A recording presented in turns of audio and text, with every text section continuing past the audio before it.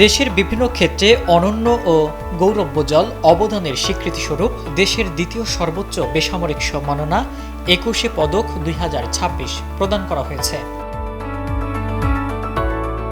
আজ বৃহস্পতিবার সকালে রাজধানীর ওসমানী স্মৃতি মিলনায়তনে আয়োজিত এক অনুষ্ঠানে প্রধানমন্ত্রী তারেক রহমান বিজয়ীদের হাতে এই পদক তুলে দেন।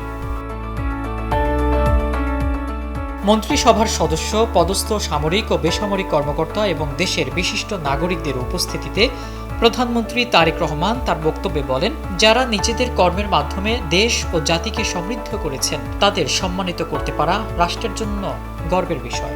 একটি রাষ্ট্র এবং সমাজে কৃতী মানুষদের সংখ্যা যত বেশি বাড়তে থাকবে, সমৃদ্ধি এবং নৈতিকতার মানদণ্ডে সেই সমাজ তত বেশি আলোকিত। এবছর শিল্প ও সংস্কৃতির বিভিন্ন শাখায় গুরুত্বপূর্ণ অবদানের জন্য ৯ জন ব্যক্তি ও একটি প্রতিষ্ঠানকে এই পদক দেওয়া হয়। টানা তৃতীয়বার অর্জন করেছে দেশের সেরা সুপার ব্র্যান্ড স্বীকৃতি বসুন্ধরা টিস্যু। অভিনয়ের কিংবদন্তি ফরিদা আক্তার ববিতা এবং সঙ্গীতে মরণোত্তর পদক পেয়েছেন প্রথ গিটার জাদুকর আয়ুব বাচ্চু। সঙ্গীতের প্রসারে বিশেষ ভূমিকার জন্য জনপ্রিয় ব্যান্ড দল ওয়ারফেজ এবার প্রাতিষ্ঠানিকভাবে স্বীকৃতি লাভ করে।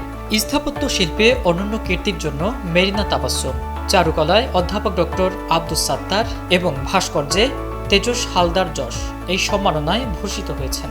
সাংবাদিকতায় দীর্ঘদিনের সাহসী ও বস্তুনিষ্ঠ ভূমিকার জন্য পদক পেয়েছেন শফিক রেহমান।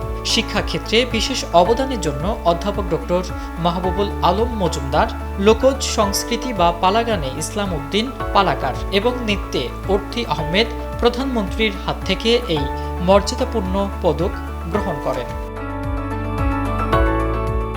১৯৭৬ সাল থেকে ভাষা আন্দোলনের শহীদদের স্মরণে ও জাতীয় পর্যায়ে অবদানের স্বীকৃতি দিতে এই পদক প্রবর্তন করা হয়।